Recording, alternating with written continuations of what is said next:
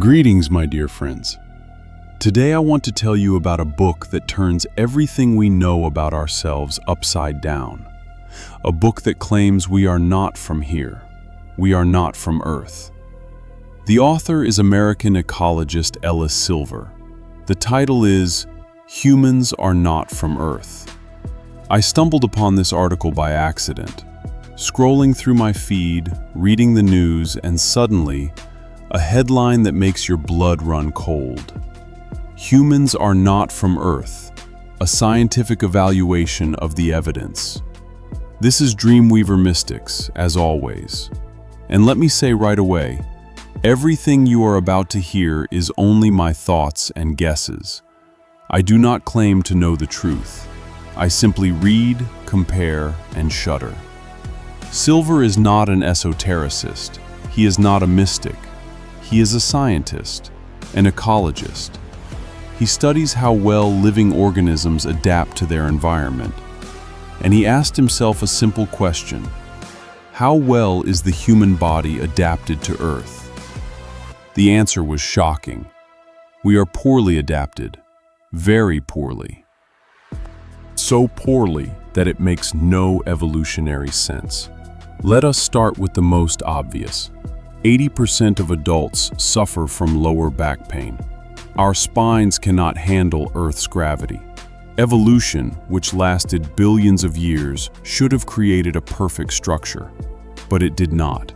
Our backs hurt, our knees hurt, our necks hurt. We pay the price for standing upright. But why? Other mammals do not complain about their backs.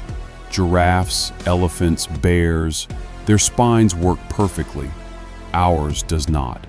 Silver suggests that our ancestors evolved on a planet with lower gravity.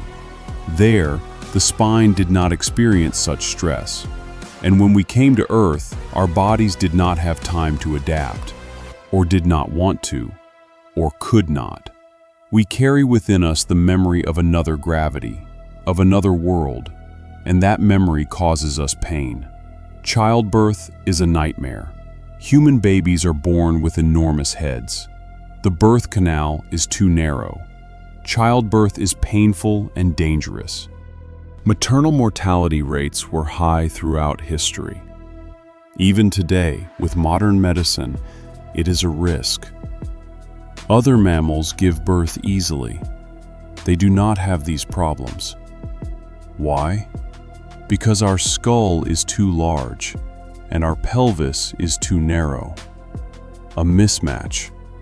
Silver says this is a sign that our species did not evolve on this planet. The gravity here is stronger than on our home planet. Therefore, our bones are not strong enough. Therefore, we suffer from osteoporosis. Therefore, our joints wear out faster than they should. Every movement is a struggle. Every step is a micro-trauma. We walk on Earth as if on foreign territory, and our bodies know this. They remember. They protest. The sun. We are the only creatures on Earth that get sunburned. Other animals have fur, feathers, or thick skin. We have thin, delicate skin that reddens, burns, and peels under ultraviolet light. We cover ourselves with clothing, smear ourselves with creams, hide in the shade. Our bodies are not adapted to the sunlight of this star. Silver asks, if we evolved here, why do we have no protection? Why are we the only species that needs clothing? Fur, feathers, scales, everyone else has them. We do not. We are naked, and we are cold. We spend enormous amounts of energy keeping our bodies warm. Other animals do not build houses, sew coats, or make fires, but we do. We wrap ourselves in the skins of dead animals to stay warm. We light fire to extend the day.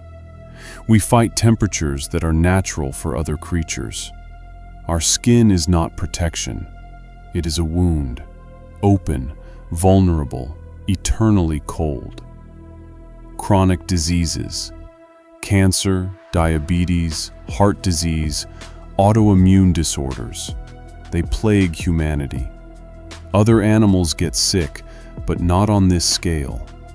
Silver suggests that our home planet had a different atmospheric composition, different radiation, different bacteria. On Earth, our bodies are constantly under stress. We are fighting an environment that is hostile to us. Our immune system is working at its limit. It attacks not only viruses and bacteria, but also ourselves. Autoimmune diseases are the body's war against itself, self-devouring.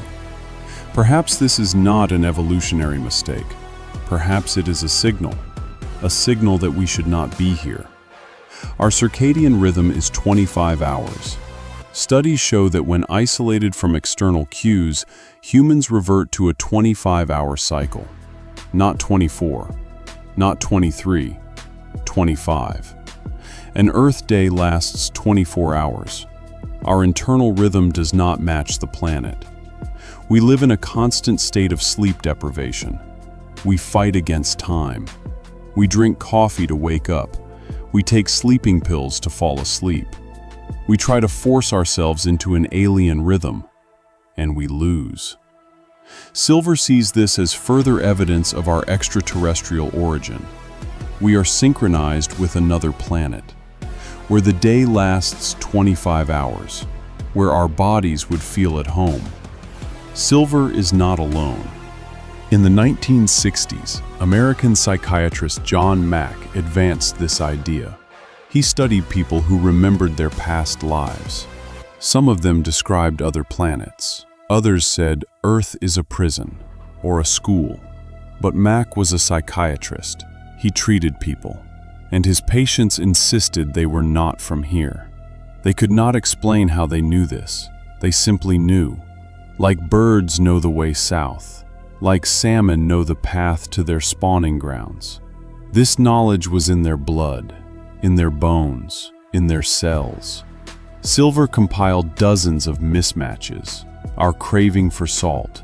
Other animals do not eat pure salt. We need to add it to our food. This means that on our home planet, there was either more salt in the environment or less. Our need for vitamin D, we get it from the sun, but we do not get enough. We take supplements. Other animals do not. Our tendency toward obesity. Our metabolism cannot handle an abundance of calories. It is programmed for hunger, for survival in conditions of scarcity. But here, abundance. And our bodies do not know what to do. Our allergies to pollen, to fur, to nuts, to milk. Our immune system attacks harmless substances. It is malfunctioning. It is making mistakes. It is fighting what it should not fight.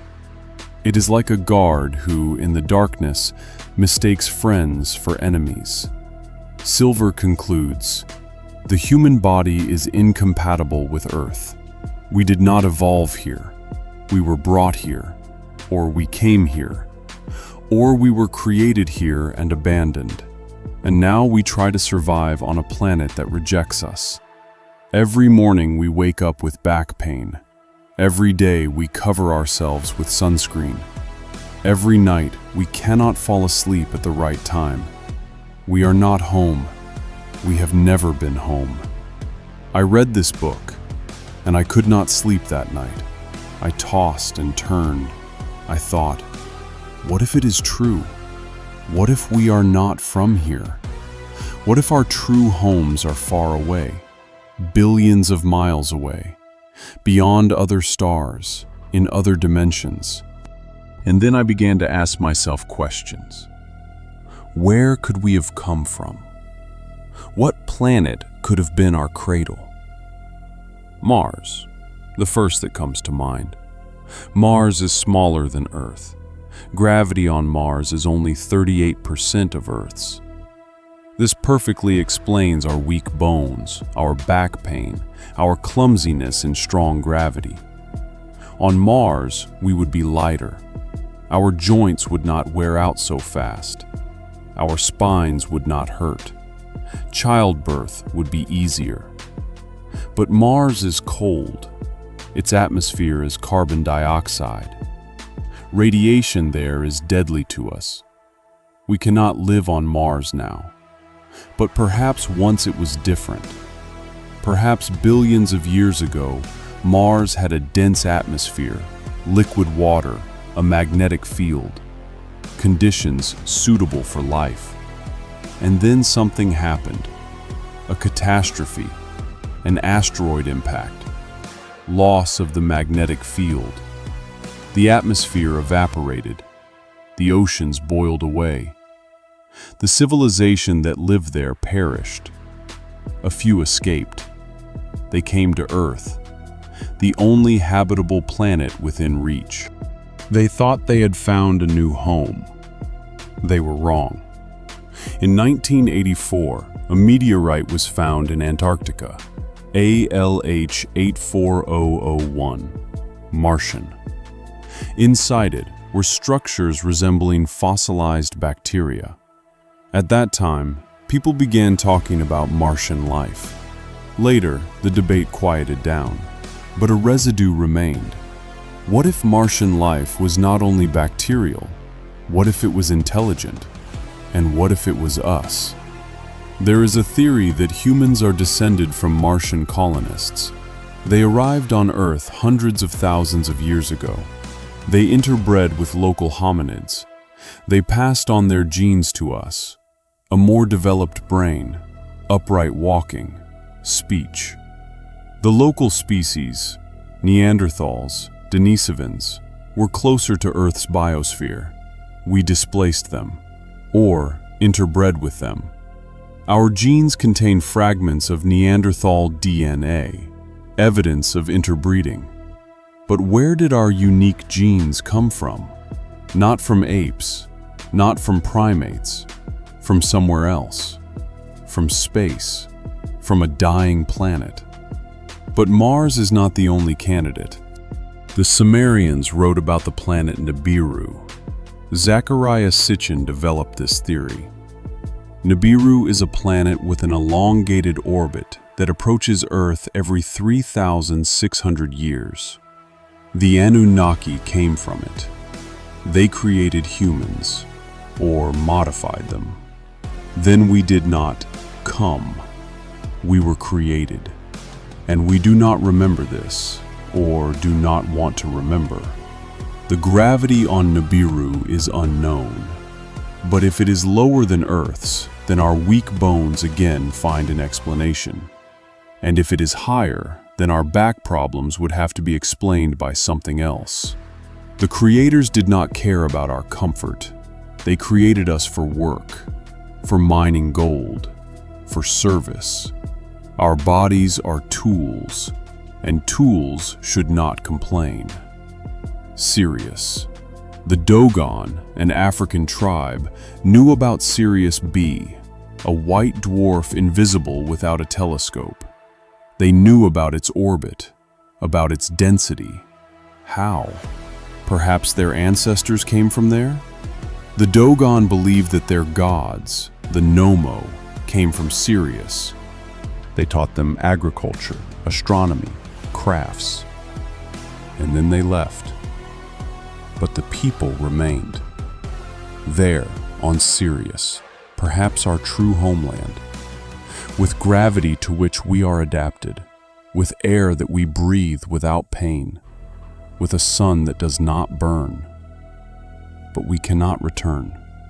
We lost the way, or we are not allowed. The Orion Nebula.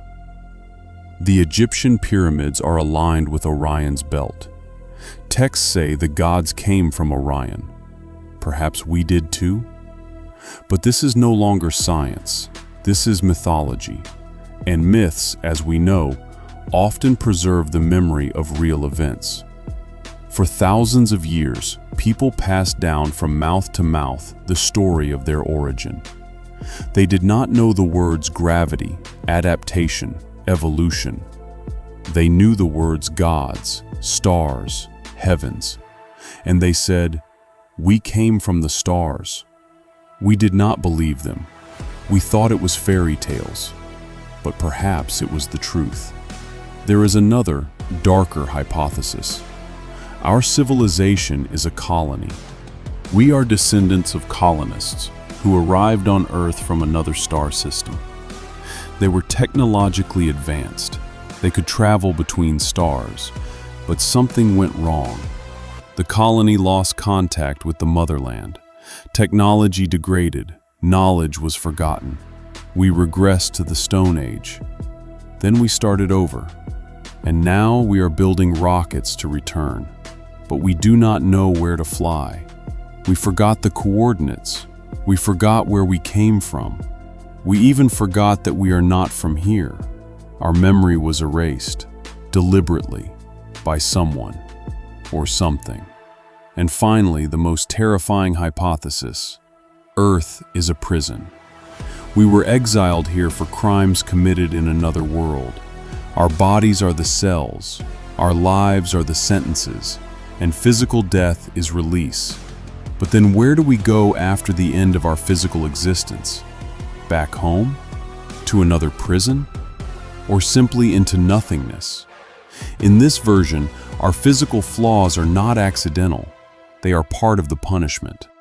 We were given bodies that hurt, that age, that come to an end, so that we would remember, so that we would suffer, so that we would atone for our guilt.